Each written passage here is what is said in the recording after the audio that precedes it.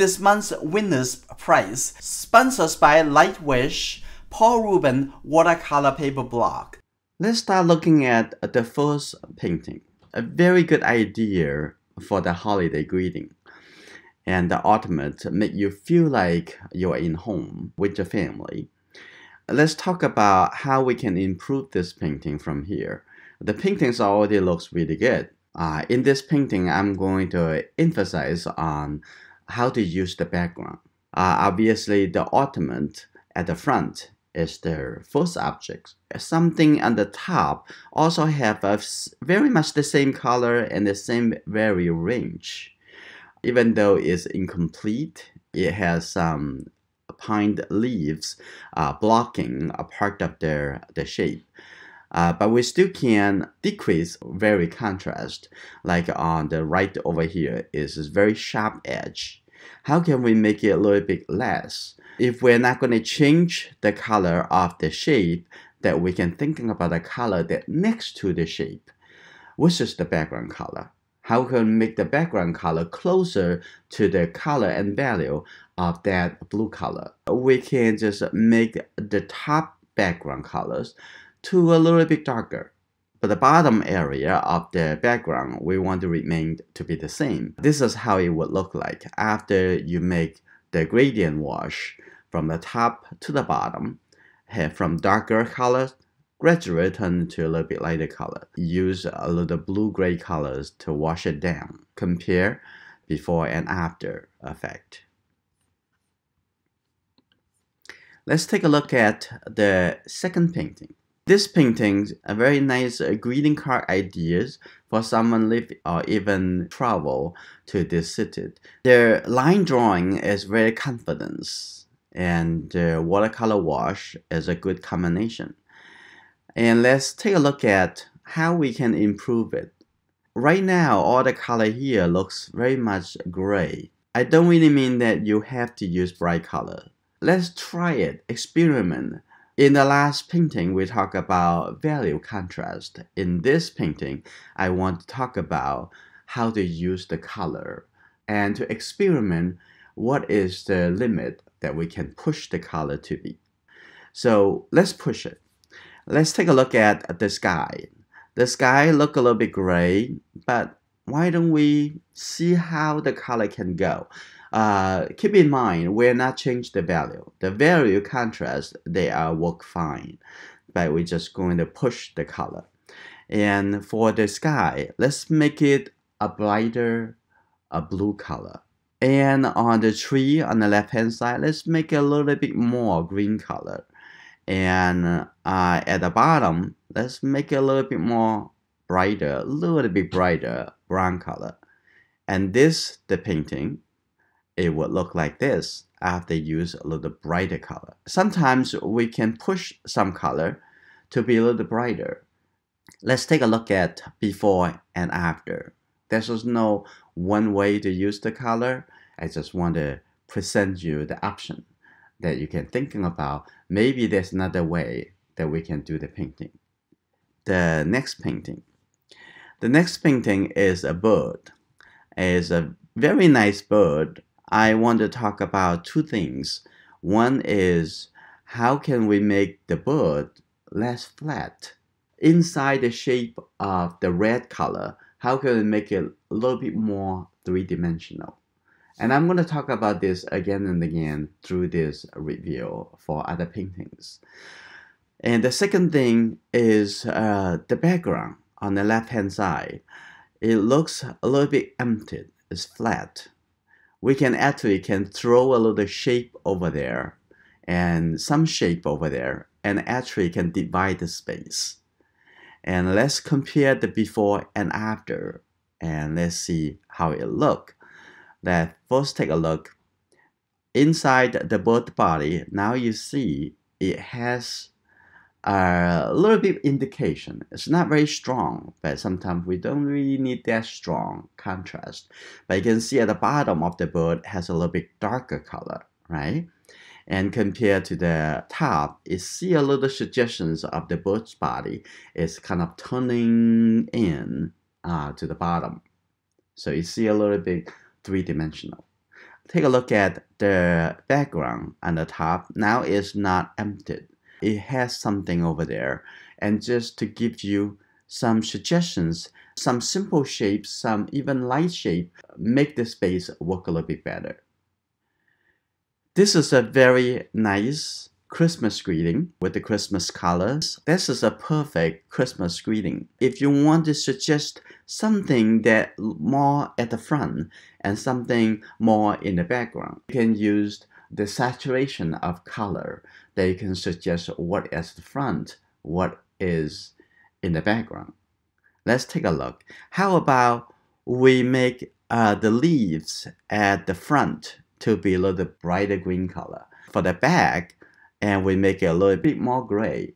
If the object closer to us, it appear to be brighter, and the objects away from us appear to be less bright.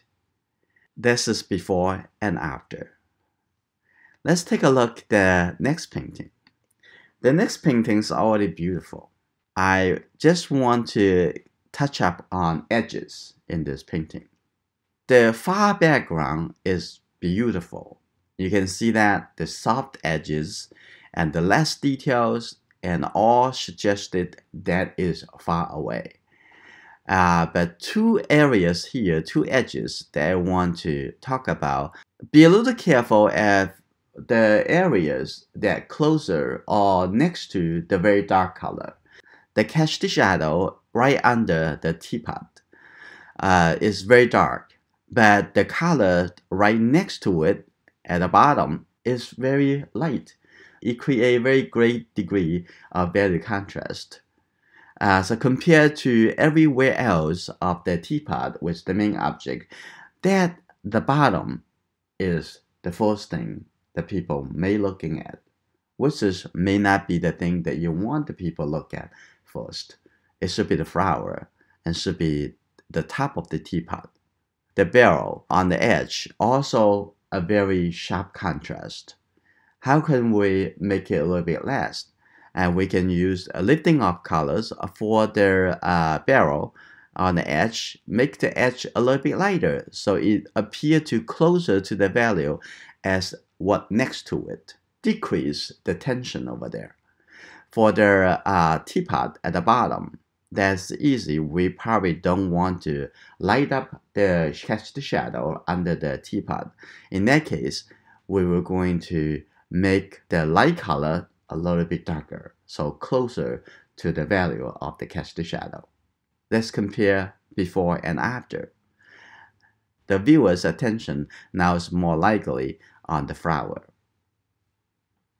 Let's take a look at the next painting. It's a very beautiful, nice scene. I only want to talk about the color saturation. Look at the sky color. It's a feeling that the color maybe can be something else. Now, at this time, you can do some color testing to see what color actually can be better. Is the color is a little bit muted. I want to make the cool color in the sky is a little bit more blue. Make it a little cooler. So compared to the warm color at the front, make it a little bit more beautiful. A bigger dynamic in the painting. So let's compare to before and after. Now the sky is much brighter blue. In the middle over here, and also the red and orange color even become a little bit brighter. This is very easy to accomplish. Let's take a look at our next painting. In this painting, from a reference that include lots of objects, lots of shapes, now you trim it down, simple but very nice composition. I really like it. I like the tree in the background, and I like the shape for the house. Let's thinking about how can we use the color a little bit better. First, talk about the value change first. The sky, very much the same lightness as the top of the roof. And I want the roof and with the house become the first object.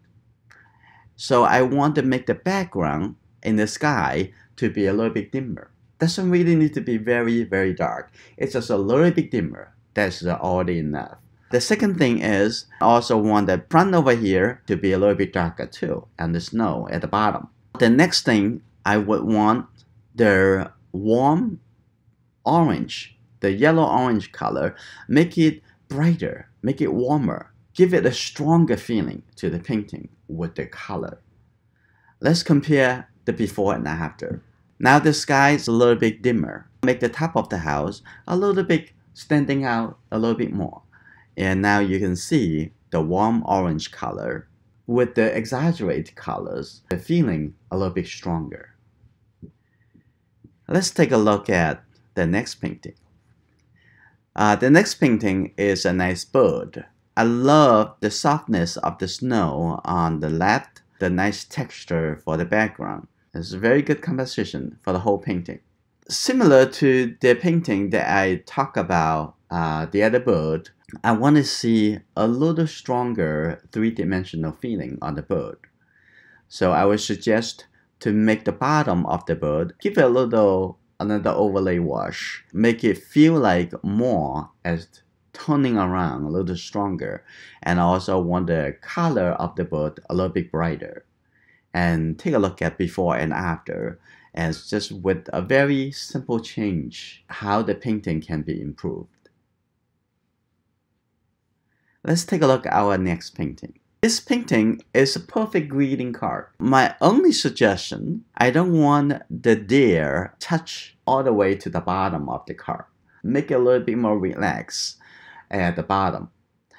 So I suggest to move the deer a little bit higher so we can see the bottom. Take a look at before and after of this painting.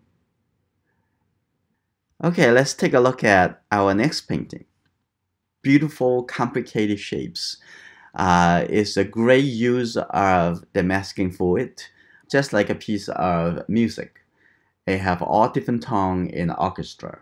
And the beautiful use of soft and hard edges, similar to the Nicene landscape painting. I want to also talk about the warm and cool color. How can we use the warm and cool color on bright color to exaggerate the feeling of the painting? I want the animal body, the hair, has a little warmer color. And I want the background to have a little bit cooler color. Just with this very little change, I would like you to thinking about that options when we do a painting. Just thinking about how I'm going to, can I brighten the color somewhere? Can I make somewhere a little bit warmer? Can I make somewhere a little bit cooler? Maybe that can push the color a little bit further. Let's take a look at before and after. And let's come to our next painting. This is a beautiful, beautiful landscape painting. I want to talk about the weight of a painting. Sometimes we want the whole painting to look lighter, to have the feeling of relaxing, the feeling of a little bit more floating in the sky. But sometimes we want some little bit darker color in the painting. Most people thinking about that watercolor is supposed to be light, supposed to be simple. This is not the case. Watercolor can be as complicated, as heavy as another painting. What the feeling that we want the painting to have, what we want the painting to carry. Here I want to give you the option of make somewhere a little bit heavier, while you keep some of the area to be light. What I want to be heavier is the bottom of the painting. The tree at the front and the tree on the left hand side. And also at the bottom of the painting, you can use a big brush, wash with the darker color on it. That help the painting have a little greater dynamic balance. Let's take a look at before and after of this painting. Let's take a look at our next painting. This painting is very similar to the two birds that we talked about. And I just want the bird have a little bit more three-dimensional. Everything else, it looks beautiful. Mixed with the red and the blue colors to wash in the shadow side of the bird to create a little bit more three-dimensional effect. Let's take a look at before and after of this painting. Let's take a look at our last painting. It's a beautiful animal. I would like to experiment some bright color somewhere in this animal. I would mix an orange color with the yellow and the red and just wash into the areas of the back of the animal. Now the main object it become brighter. And let's take a look at before and after. And the background, it actually looks pretty good. And this is the end of our review. After you finish the painting, with some simple techniques, you can always have a way to modify or improve or change your painting. Depends on what kind of feeling that you have. If you have any questions on my comments, please send me emails, and I'm looking forward to see your new paintings.